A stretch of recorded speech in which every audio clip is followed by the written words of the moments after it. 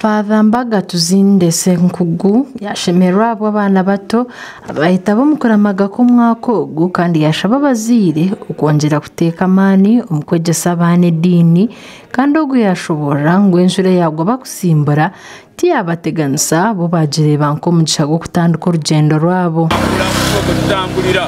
bika abantu abalala beyambise kubo ari nafa abalamazi mu ndeka ndeka y'abulamazi naye bateke bo bulabanga tutambula nga fefe nyiri tubirwa obulamu bwaffe ate n'okusekitiibwa mulamu bw'abalala batambula era n'ebidduka abalamaji batugambira hanshonga zumwe ezeretire bazo mukoramaga omuntu atatya Katonda aba muzibu nnyo okukolagana naye ensonga flash tuvuddeyo kulamage gwe Katonda ate era akole ku nsonga zaffe zennyini baraza kulamaga bukusiima ruhange lya mpoliisi nindi garubiri okunwaga gwanze gwakamaga konkarahanga omukoramaga nakuyamba ebintu bingi munonga bikuba biremere ndi myaka 5 kugakoramaga ndakoramagira abana banje bakagire cyaba babisaho nabo batunga obusinja nabo babake kandi ntabwo abanywanyi banje nabo cyo kumutwarayo aba basimbura shahi 10 z'akasheshe kandi kuzaza kwika shahi nazo mu kasheshe baba bashyikire Masaka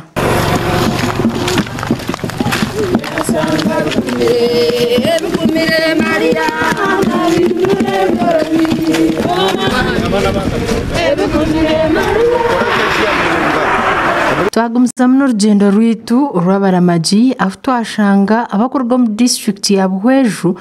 bebembirimo mu ishengero Francis Mwijuke kandi umunjeri ni yemwe nabo batugambira ahakoramaga kwabo nebirungi barukushangamo kandi kutambura n'abantu abo kuri abona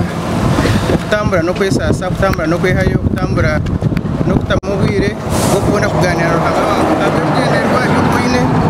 kandi ikawa kutambura burijo no kutambura ibigenderwa yabo no kandi kumbe nagambira abantu Bibirne tugambira ngo cyo kushaba tutunga